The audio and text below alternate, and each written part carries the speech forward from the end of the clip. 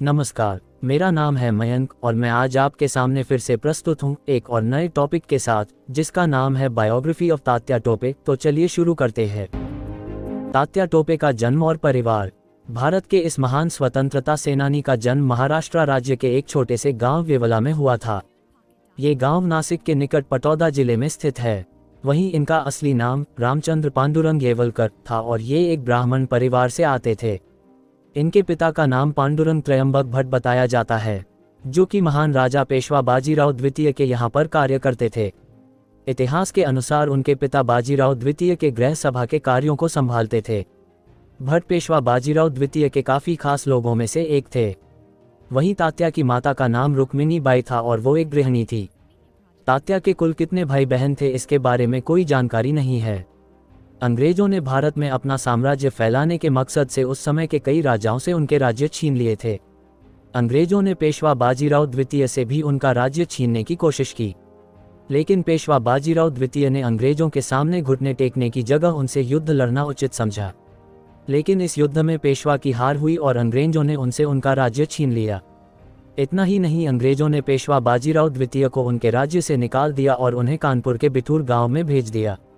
1818 में हुए इस युद्ध में हार का सामने करने वाले बाजीराव द्वितीय को अंग्रेजों द्वारा हर साल 8 लाख रुपये पेंशन के तौर पर मिला करते थे। वहीं बताया जाता है कि बिठूर में जाकर बाजीराव द्वितीय ने अपना सारा समय पूजा पाठ में लगा दिया। वहीं तात्या के पिता भी अपने पूरे परिवार सहित बाजीराव द्वितीय के साथ बिठूर में जाकर रहने लगे। जिस वक्त तात्या के पिता उनको बिठूर लेकर गए थे उस वक्त तात्या की आयु महज 4 वर्ष की थी। बिठूर गांव में ही तात्या टोपे ने युद्ध करने का प्रशिक्षण ग्रहण किया था। तात्या के संबंध बाजीराव द्वितीय के गोद लिए पुत्र नाना साहब के साथ काफ़ी अच्छे थे और इन दोनों ने एक साथ शिक्षा भी ग्रहण की थी। तात्या टोपे नाम कैसे पड़ा?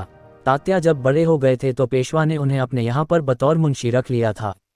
वहीं मुंशी बनने से पहले तात्या ने और जगहों पर भी नौकरी की थी, लेकिन वहाँ पर उनका मन नहीं लगा, जिसके बाद उन्हें पेशवा जी ने ये जिम्मेदारी सौंपी थी। वहीं इस पद को तात्या ने बखूबी से संभाला और इस पद पर रहते हुए उन्होंने अपने राज्य के एक भ्रष्टाचार कर्मचारी को पकड़ा। वहीं तात्या के इस कार्य से खुश होकर पेशवा ने उन्हें अपनी एक टोपी देकर सम्मानित किया और इस सम्मान में दी गई टोपी के कारण उनका नाम तात्या टोपे पड़ गया। वहीं लोगों द्वारा उन्हें रामचंद्र पांडुरंग की जगह तात्या टोपे कहा जाने लगा। कहा जाता है कि पेशवा जी द्वारा दी गई टोपी में कई तरह के हीरे जड़े हुए थे। साल 1857 के विद्रोह में तात्या टोपे की भूमिका।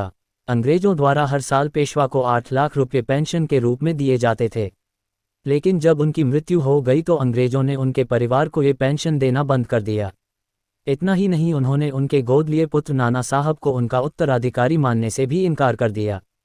वहीं अंग्रेजों द्वारा लिए गए इस निर्णय से नाना साहब और तात्या काफ़ी नाराज थे और यहाँ से ही उन्होंने अंग्रेजों के खिलाफ रणनीति बनाना शुरू कर दिया। वहीं साल 1857 में जब देश में स्वतंत्रता संग्राम शुरू होने लगा तो इन दोनों ने इस संग्राम में हिस्सा लिया। नाना साहब ने तात्या टोपे को अपनी सेना की जिम्मेदारी देते हुए उनको अपनी सेना का सलाहकार मनोनीत किया। वहीं अंग्रेजों ने साल 1857 में कानपुर पर हमला कर दिया और ये हमला ब्रिगेडियर जनरल हेवलॉक की अगुवाई में किया गया था।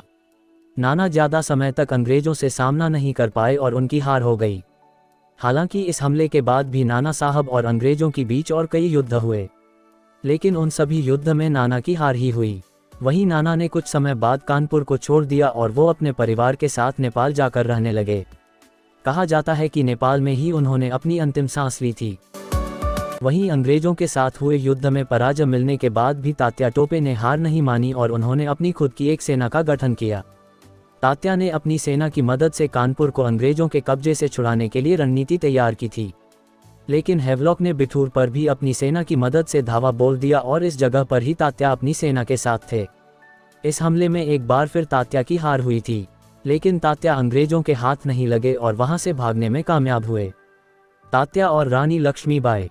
जिस तरह से अंग्रेजों ने नाना साहब को बाजीराव पेशवा का उत्तराधिकारी मानने से इनकार कर दिया था, वैसे ही अंग्रेजों ने झांसी की रानी लक्ष्मीबाई के गोद दिए पुत्र को भी उनकी संपत्ति का वारिस नहीं माना। वहीं अंग्रेजों के इस निर्णय से तात्या काफ़ी गुस्से में थे और उन्होंने रानी लक्ष्मीबाई की मदद करने का फैसला किया। कहा जाता है कि तात्या पहले से ही रानी लक्ष्मीबाई को जानते थे और ये दोनों मित्र थे। साल 1887 में अंग्रेजों के खिलाफ हुए विद्रोह में रानी लक्ष्मीबाई ने भी बढ़ चढ़कर हिस्सा लिया था और ब्रिटिश इस विद्रोह से जुड़े हर व्यक्ति को चुप करवाना चाहते थे। साल 1887 में सर ह्यू रोज की अगुवाई में ब्रिटिश सेना ने झांसी पर हमला कर दिया था। वहीं जब तात्या टोपे को इस बात का पता चला तो उन्होंने रानी लक्ष्मीबाई की मदद करने का फैसला लिया। तात्या ने अपनी सेना के साथ मिलकर ब्रिटिश सेना का मुकाबला किया और लक्ष्मीबाई को अंग्रेजों के शिकंजे से बचा लिया। इस युद्ध पर विजय प्राप्त करने के बाद रानी और तात्या टोपे कालपी चले गए, जहां पर जाकर इन्होंने अंग्रेजों से लड़ने के लिए अपने आगे की रणनीति तैयार की। तात्या जानते थे कि अंग्रेजों को हराने के लिए उनको अपनी सेना को और मजबूत करना होगा। अंग्रेजों का सामना करने के लिए तात्या ने एक नई रणनीति बनाते हुए महाराजा जयाजी राव सिंधिया के साथ हाथ मिला लिया, जिसके बाद इन दोनों ने साथ मिलकर ग्वालियर के प्रसिद्ध किले पर अपना अधिकार कायम कर लिया। तात्या के इस कदम से अंग्रेजों को काफ़ी धक्का लगा और उन्होंने तात्या को पकड़ने की अपनी कोशिशों को और तेज कर दिया। वहीं 18 जून 1858 में ग्वालियर में हुए अंग्रेजों के खिलाफ एक युद्ध में रानी लक्ष्मीबाई हार गई और उन्होंने अंग्रेजों से बचने के लिए खुद को आग के हवाले कर दिया। तात्या टोपे का संघर्ष। अंग्रेजों ने अपने खिलाफ शुरू हुए हर विद्रोह को लगभग खत्म कर दिया था, लेकिन अंग्रेजों के हाथ तात्या टोपे अभी तक नहीं लगे थे। ब्रिटिश इंडिया तात्या को पकड़ने की काफ़ी कोशिशें करती रही, लेकिन तात्या अपना ठिकाना समय समय पर बदलते रहे। तात्या टोपे की मृत्यु। तात्या टोपे जैसे चालाक और महान व्यक्ति को पकड़ना इतना आसान नहीं था। तात्या ने लंबे समय तक अंग्रेजों को परेशान करके रखा हुआ था। वहीं तात्या की मृत्यु को लेकर दो बातें कही जाती हैं। कई इतिहासकारों का मानना है कि तात्या को फांसी दी गई थी, वहीं कई पुराने सरकारी दस्तावेजों के मुताबिक तात्या को फांसी नहीं दी गई थी।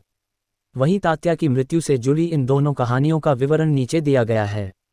धन्यवाद। आज के लिए बस इतना ही। अगर आपने वीडियो को लाइक एंड चैनल को सब्सक्राइब नहीं किया है तो कर ले। मैं मिलता हूं आपको किसी अच्छे टॉपिक के साथ। तब तक के लिए गुड बाय।